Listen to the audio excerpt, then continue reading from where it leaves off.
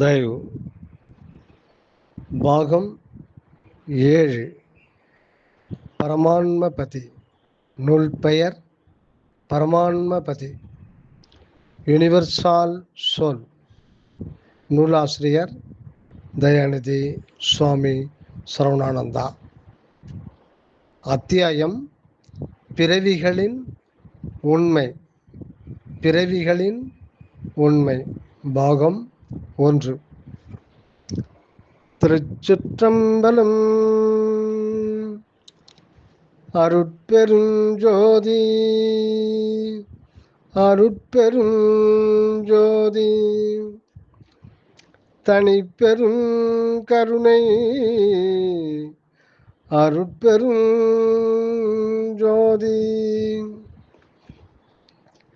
பிறவிகளின் உண்மை. பாகம் 1. உயிர் உடம்பு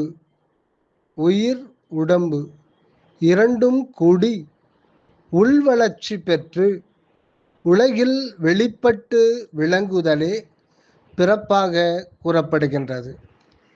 ஓர் ஆன்மாவில் திருவருளால் உயிர் விளக்கம் உண்டாகின்ற போதுதான் அவ்விளக்கம் விளங்குவதற்காகவே தக்க தேகம் ஒன்று வளர்த்து கொள்ளப்படுகின்றதாம்.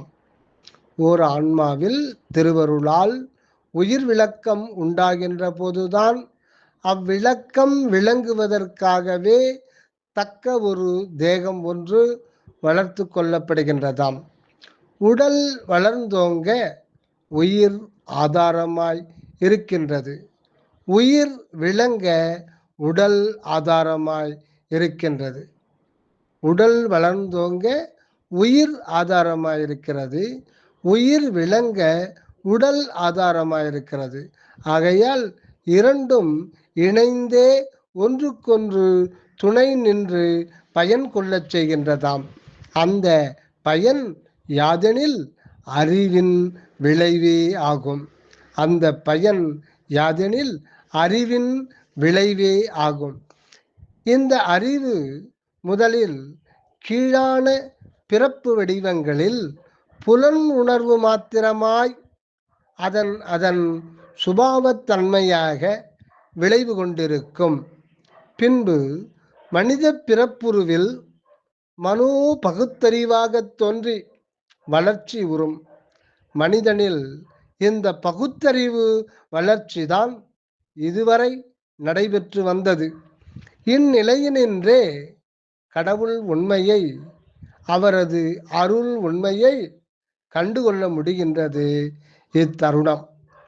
அந்த உண்மையை பூரணமாக அறிந்து கொள்ளப்படாத காலத்திலேயே அது பலவாகிய மனோ கற்பனைகளால் அனுமானிக்கப்பட்டு பலப்பலவாக வர்ணிக்கப்பட்டு விட்டனவாம்.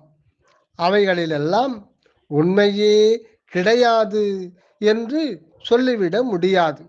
ஓரளவு உண்மை இருக்கின்றது. அதுவும் கற்பனை சூழலால் நன்கு மறைப்புண்டு கிடக்கின்றதாம். அப்படியே அனுமான பிரமாணத்தால் ஆண்டவர் உண்மை ஏகதேசம் அறிந்து கொள்ளப்பட்ட போதிலும் மெய்யன்பு காரியப்படாதிருந்ததால் அருள் உண்மை அனுபவப்படவில்லையாம்.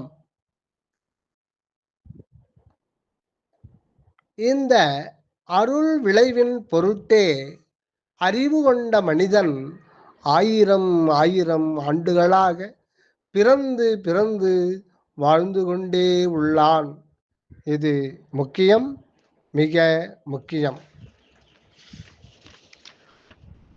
அந்த கடவுள் உண்மையை பூரணமாக அறிந்து கொள்ளப்படாத காலத்திலே அது பலவாகிய மனோ கற்பனைகளால் அனுமானிக்கப்பட்டு பலப்பலவாக வர்ணிக்கப்பட்டு விட்டனவாம். அவைகளிலெல்லாம் உண்மையே கிடையாது என்று சொல்லிவிட முடியாது. ஓரளவு உண்மை இருக்கின்றது. அதுவும் கற்பனை சூழலால் நன்கு மறைப்புண்டு கிடக்கின்றதாம். அப்படியே அனுமான பிரமாணத்தால் ஆண்டவர் உண்மை ஏகதேசம் அறிந்து கொள்ளப்பட்ட போதிலும் மெய் அன்பு காரியப்படாது இருந்ததால் அருள் உண்மை அனுபவப்படவில்லையாம். இந்த அருள் விளைவின் பொருட்டே அறிவு கொண்ட மனிதன் ஆயிரம் ஆயிரம் ஆண்டுகளாக பிறந்து பிறந்து வாழ்ந்து கொண்டே உள்ளான். இதிலிருந்து ஒரு முடிவுக்கு வரலாம். கடவுள் அருள் உண்மையை தன்னுள் இயற்கையில் மறைத்து வைக்கப்பட்டுள்ள ஓர் ஆன்மா தன்ஞானம் செல்ஃப் நாலேஜ் உற்று அந்த கடவுள்மய அருட்பெரும் வாழ்வு எய்தவே எல்லா பிறவிகளிலும் சென்று சென்று வாழ்ந்து வாழ்ந்து வருகின்றதாக தெரிந்து கொள்ளுகின்றோம். தொல்லை பிறப்பு ஏன்? தொல்லை பிறப்பு ஏன்? துணை தலைப்பு.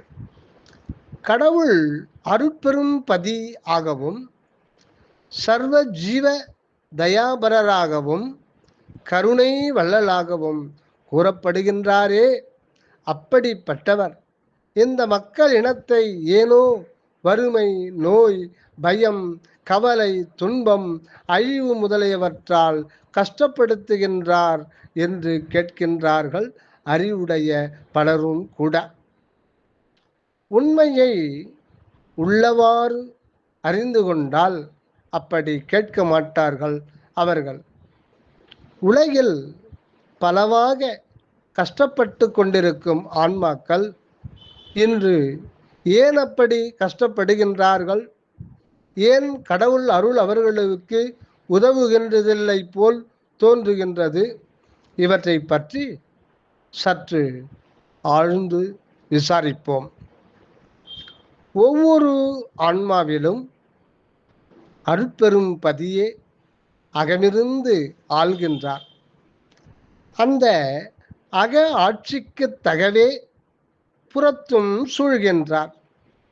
எல்லா வடிவாயும் எல்லா சக்தியாயும் எல்லா செயல்களாயும். ஆகவே ஒரு ஆன்மாவின் அகத்தே அருள் நிறைவோடு என்றும் நிலைத்து விளங்கிக் கொண்டும் ஒரு ஆன்மாவின் அகத்தே அருள் நிறைவோடு என்றும் நிலைத்து விளங்கிக் கொண்டும் அந்த அருள் உண்மை அனுபவம் வெளிப்பட புறநிலையில் சதா மாற்றங்களை உண்டு பண்ணி கொண்டும் இருக்கின்றார் நமது ஆண்டவர். ஒரு சொல்லாம் ஓம் என்னும் ஆன்மாவுக்கு அகத்தில் அருட்பரம்பொருளாயும் புறத்தில் மாயா பிரபஞ்ச பொருளாயும் உள்ளார் நம் பதி. இதுவே ஓம் என்னும் சொல்லின் அகப்பொருள் புறப்பொருள் என்றும் அருட்பெரும் பதியின் இரு திருவடிகள் என்றும் கூறப்படுவதாம். ஆன்ம வடிவில் நின்றுதான் புறப்புலன் வாழ்வால் தொல்லை உலகில் இன்ப துன்பங்களை அனுபவிக்கின்றதும் அக அருள் நிலையில் ஆனந்த அனுபவம் பெறுகின்றதுமாய் உள்ளதாம்.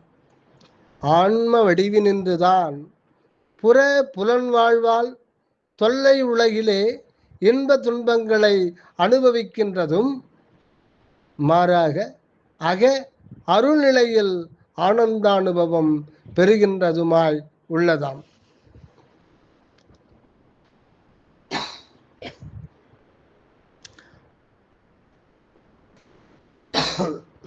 அருள் அல்லது தயவு. அருள் அல்லது தயவு விளங்காத புலபோக இச்சை அதிகரிப்பால்தான் புற உலக வாழ்வில் எல்லா துன்பங்களும் குறைகளும் நேருகின்றன. அருள் நாட்டமுண்டாகி உண்மை ஒழுக்கத்தில்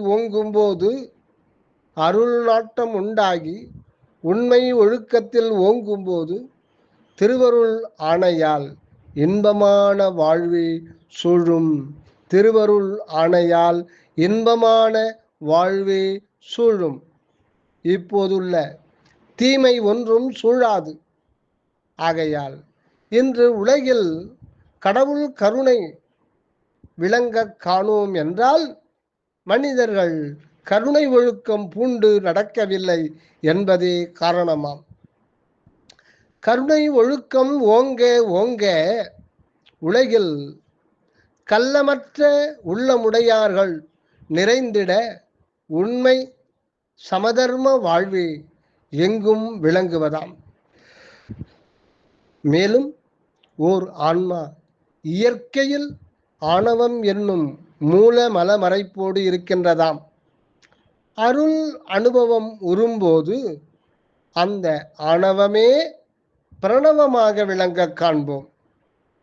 ஆ ஆ என்ற ஆன்மாவை சூழ்ந்திருக்கும் நவநிலை பேதமே அபக்குவத்தில் ஆணவமாயும் பக்குவத்தில் பிரணவமாயும் இருக்கின்றதாம். உண்மையில் அருட்பெரும் பதியே அகம் புறம் முற்றும் நிரம்பி பூரணமாக சூழ்ந்திருக்கின்றார். இந்த அகத்திற்கும் புறத்திற்கும் இடைவெளி என்பது ஒன்றுமில்லை. அப்படி இருப்பது போல் தோற்றுவது அருட்பக்குவம் அடையாததே. மாயா திரைமறைப்பாக இருக்கின்றதாம்.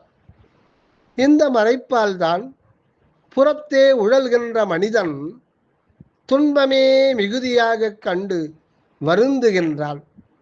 இத்துன்பங்களுக்கெல்லாம் தயா ஒழுக்கம் இன்மையே காரணம் என்று அறியாத மக்கள் விதி என்றும் கண்ம வினை என்றும் பாவ கிரக தோஷங்கள் என்றும் கூறிக்கொண்டு அவற்றை சரிகட்ட பல வகையான தந்திர மந்திர பரிகார வழிகளில் மிக பிரயாசைப்பட்டு முயன்று பார்க்கின்றார்கள்.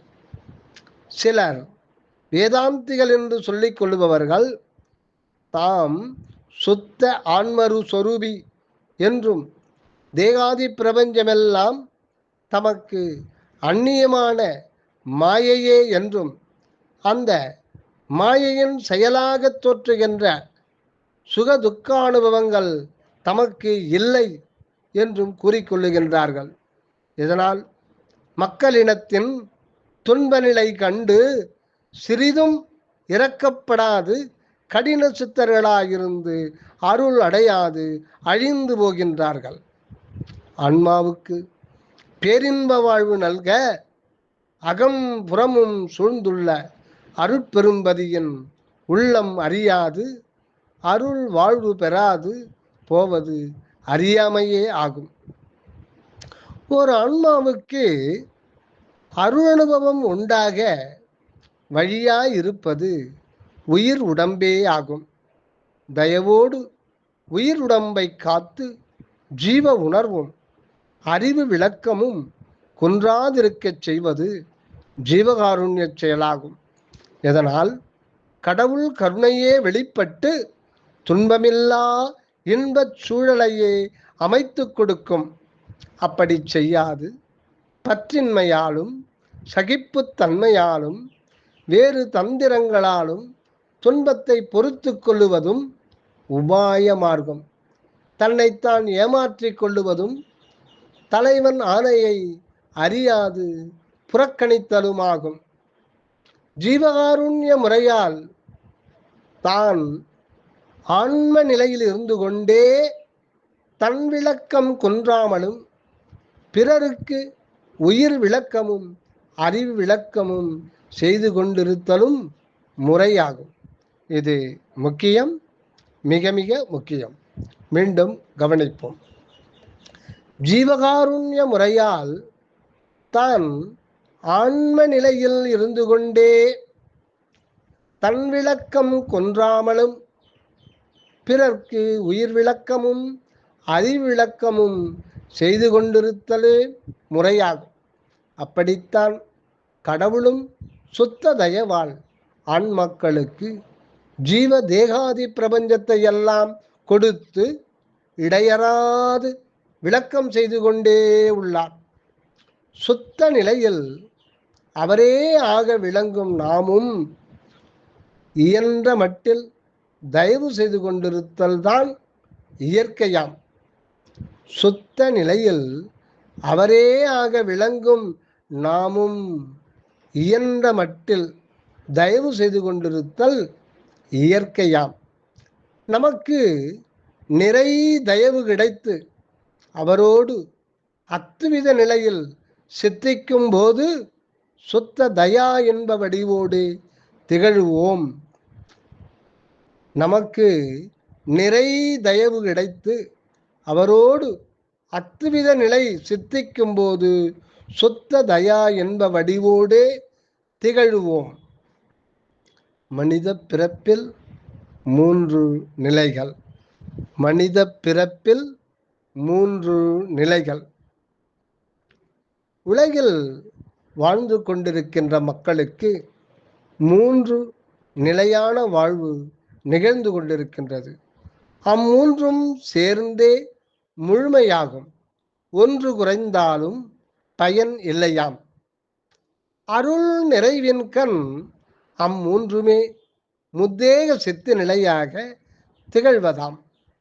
அம்முன்னிலைகள் யாவையெனில் ஆன்மா, சூக்கும தேகம், தூல வடிவம். 1 ஆன்மா, அதாவது காரண தேகம். 2 சூக்கும தேகம். 3 தூல வடிவம் ஆகும். இவையே முடிவிலே ஞான பிரணவ சுத்த உருவாகி திகழும். அதாவது ஆன்மாவே ஞான தேகமாகவும், சூக்கும உயிர் வடிவமே பிரணவ தேகமாகும், புன்புலால் தூல உடம்பே சுத்த ஒளி உருவாகி விளங்கும். மனித பிறப்பு வாழ்வில்தான் அருள் வளர் ஆன்மானுபவம் அடைய பெறுவது. அது முன்னிலை கொண்டு தயா ஒழுக்கத்தோடு வாழ்வதால் ஏற்படும். இந்த தூளதேக வாழ்வில் நிகழ்கின்ற தவறால் அபக்கு வசத்தால் அந்த தேகஹானி நேரிடுவதை அறிவோம். இது கடவுள் தயவு செயலே. கடவுள் சித்தம் நாம் அருட்பெரு நிலைக்கு ஏற வேண்டும் என்பதுதான். கடவுள் சித்தம் நாம் அருட்பெருநிலைக்கு ஏற வேண்டும் என்பதுதான். அப்படி ஏற தவறுந்தோறும் இது முக்கியம். அப்படி ஏற தவறுந்தோறும் நம் பதி திருவுள்ளம் இறங்கி மேலும் மேலும் தக்க தேகபோக சூழ்நிலையை உருவாக்கி கொடுக்கின்றார். அவைகளின் துணை கொண்டு நாமும் மேல்நிலைக்கு ஏறுகின்றோம். அடுத்து பிறப்பும் இறப்பும் எதற்கு? பிறப்பும் இறப்பும் எதற்கு? இக்கேள்விக்குள் இருவிதமான கருத்துக்கள் அமைந்துள்ளன. ஒன்று பிறப்பும் மற்றொன்று இறப்பும் எந்த காரணத்திற்காக ஏற்பட்டுள்ளன என்பது. இரண்டாவதாக பிறப்பும் இறப்பும் ஆன்மாவுக்கா தேகத்திற்கா மற்ற எதற்கோ என்பதால் முன் கருத்துப்படி பார்ப்போம். பிறப்பும் இறப்பும் இவ்வுலகத்தில் பண்டே தொட்டு நிகழ்ந்து கொண்டேதான் இருக்கின்றன. தோன்றின ஒவ்வொன்றும் மாற்றமடைவதும் கெட்டு அழிந்து போவதும் பின்னர் புதிய ஒன்று தோன்றுவதுமாகவே இருக்கின்றதாம். ஆகையால் இச்செயல் அருள் நியதியால் கடவுட்செயலாக என்றும் தடையுறாது நடந்து கொண்டே இருப்பதாய் அறிகின்றோம். நம் பரமபதியும் அவருடைய அருட்செயலும் நித்தியம். நம் பரமபதியும் அவருடைய அருட்செயலும் நித்தியம் என்பது மேலோர் கருத்து. இந்த அருட்பெரும் செயல் புரிந்து கொண்டுள்ளது அந்த அருட்பேருண்மை வெளிப்பட்டு விளங்குவதற்கே ஆகும். ஆண்டவர் ஆடும் அருள் நடனமாகவும் இதனை அணிந்து கூறுவர். இந்த ஆனந்த நடன ரகசியம் வெளிப்படத்தான் ஆன்மாவின் மீது ஜீவ தேகங்களின் வரவு போக்கு தொடர்ந்து நடந்து கொண்டே உள்ளது என தெளிவுறுவோம். இந்த ஆனந்த நடன ரகசியம் வெளிப்படத்தான் ஆன்மாவின் மீது ஜீவ தேகங்களின் வரவு போக்கு தொடர்ந்து நடந்து கொண்டே உள்ளது என தெளிவுறுவோம். ஆன்மாவுக்கு இப்படி தடைபடாத தேக தோற்றமும் மறைவும் நேர்ந்துதான் முடிவில் ஆனந்த அருட்ஜோதி வடிவம் சித்திப்பதாக அறிகின்றோம். ஆகவே பிறப்பு இறப்பு எதற்கு என்ற வினாவிற்கு முடிவில் நித்தியானந்த கடவுள் நிலை பெறுவதற்கே என்று விடை கூறலாம். முடிவில் நித்தியானந்த கடவுள் நிலை பெறுவதற்கே என்று விடை கூறலாம். இனி இரண்டாம் கருத்தை நோக்குவோம். தேகம்தான் கருவில் உருவாகி பிறக்கின்றது, இறப்புற்று மண்ணில் மறைகின்றது. ஆகையால் தேகத்திற்கே பிறப்பு இறப்பு என்று கூறுவர். இது சரியே. ஆனால் இந்த தேகமே உண்மை மனித நிலை அல்ல என்பது பாமர மக்கள் அறிகின்றது இல்லை. ஆகையால் ஒருவனுடைய தேக தோற்றமும் மறைவுமே அவனுடைய பிறப்பும் இறப்புமாக கொல்லப்பட்டு விடுகின்றன. இது தவறே. இதனால் பலவிதமான கருத்து குழப்பங்கள் நேர்ந்து வீண் வாத விவாதங்களுக்கு இடம் ஏற்பட்டுள்ளனவாம். ஆகையால் இந்த விஷயத்தை நன்கு தெளிவுபடுத்திக் கொள்வது சாலச் சிறந்ததாம். இனி விஷயத்திற்கு வருவோம். ஆன்மா கடவுள் வண்ணமான ஒன்று. ஆன்மா கடவுள் வண்ணமான ஒன்று. அது நித்தியமானது. அதற்கு பிறப்பாகிய படைக்கப்படலும் இறப்பாகிய அழிக்கப்படலும் கிடையாது என்பது உண்மையாம். அப்படிப்பட்ட நித்திய ஆன்மாவில் மறைந்து கிடக்கின்ற அருட்பெரும் கடவுள் விளக்கம் வெளிப்பட வேண்டியே அந்த ஆன்மாவில் கடவுள் கருணை செயல் நிகழ்ந்து கொண்டுள்ளதாம். அப்படிப்பட்ட நித்திய ஆன்மாவில் மறைந்து கிடக்கின்ற அருட்பெரும் கடவுள் விளக்கம் வெளிப்பட வேண்டியே அந்த ஆன்மாவில் கடவுள் கருணை செயல் நிகழ்ந்து கொண்டுள்ளதாம் சதா காலம். இச்செயல் நிகழ்ச்சியே அந்த ஆன்மாவின் மீது தேகம் ஒவ்வொன்றாக தோன்றுவதும் மறைவதுமாக உள்ளதாம். இவைகளே பிறப்பு இறப்பாக மொழியப்படுகின்றன. எனவே ஆன்மாவே மனிதனின் உண்மை வடிவம் என்றும் ஆன்மாவே மனிதனின் உண்மை வடிவம் என்றும் அது ஒரு உடலை ஏற்று பிறப்பதாயும் அதனை விட்டு இறப்பதாயும் கொள்ள வேண்டும். ஈதறியாது பிறவா இரவா ஆன்மாவுக்கு பிறப்பும் இறப்பும் எப்படி உண்டாம் என்று கூறுதல் அறியாமை. மேலும் தேகத்தையே ஒருவனின் மெய்யுருவாய் கருதி கொண்டு இறந்து போனவன் மறுபடியும் எப்படி இன்னொரு பிறப்பு எடுப்பான் என்று கூறுதலும் அறியாமையே ஆகும். இன்னும் ஒன்று ஆன்மாவும் உயிரென விளங்கும் ஜீவ சுவாச காற்றும் ஒன்று அல்ல. ஆன்மாவும் உயிரென விளங்கும் ஜீவ சுவாச காற்றும் ஒன்றல்ல. ஆன்மாவிலிருந்து ஜீவசக்தி காரியப்பட்டு புறக்காற்றை உச்சுவாச நிச்சுவாசமாக கொண்டுள்ளதாம். அந்த ஜீவசக்தி உள்ளொடுங்கினால் உயிர்ப்பும் நீங்கிவிடும், பிராணன் போய்விட்டதாக கூறப்படும். அநேகமாக இந்த உயிர் நீங்கிவிட்டால் மறுபடியும் உண்டாவதில்லை. இந்த கருத்தை விளக்கவே முட்டையிலிருந்து வெளிப்பட்ட பறவை குஞ்சு உட்புகுவதில்லை, கறந்தபால் முளை புகுவதில்லை, கடைந்த வெண்ணெய் மோர் புகுவதில்லை, வீழ்ந்த காய் மரத்தில் இணைவதில்லை என்றெல்லாம் உதாரணம் காட்டப்படும். இந்த உதாரணங்கள் உண்மை ஆகலாம். ஆனால் ஆனால் நம் ஆன்ம சம்பந்தப்பட்ட உயிருக்கு சில விசேஷ சக்தியும் உண்டு என்று அறிய வேண்டும். ஒரு சந்தர்ப்பத்தில் ஆன்மாவில் ஒடுங்கின உயிர் முற்றும் ஒழிந்தே போய்விடாமல் ஏதோ ஒரு காரணத்தால் மறுபடியும் மலர்ச்சியுறுவதும் உண்டு. அப்போது மறுபடியும் உயிர்ப்பு இயக்கம் உண்டாகி விடுகின்றது. இறந்தவர் பிழைத்து விட்டதாக தோன்றுகிறது.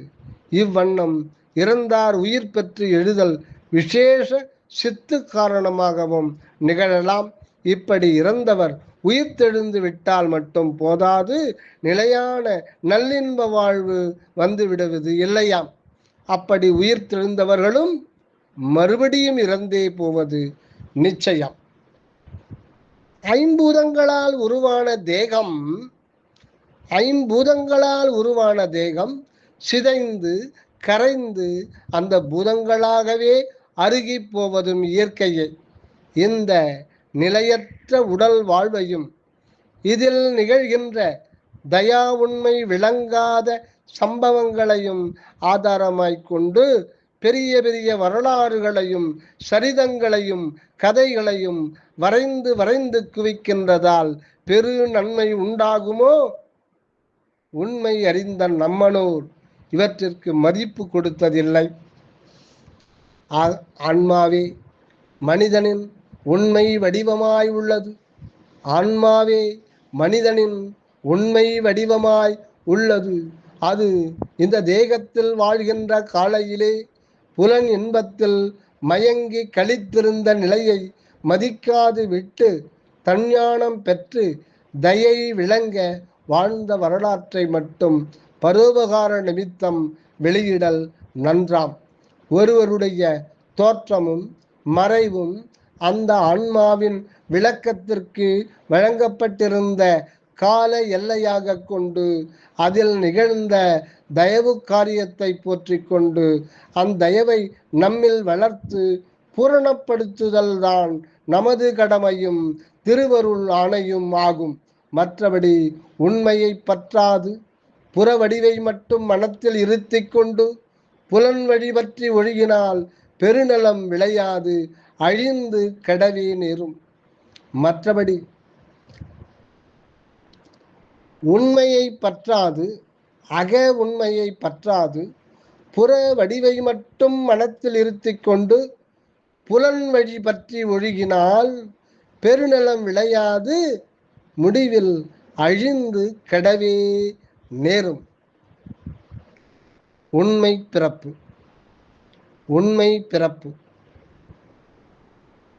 இந்த உண்மை பிறப்பு என்ற தலைப்பை வரும் கருத்துக்களை அடுத்த அத்தியாயத்தில் பார்ப்போம். தயவு.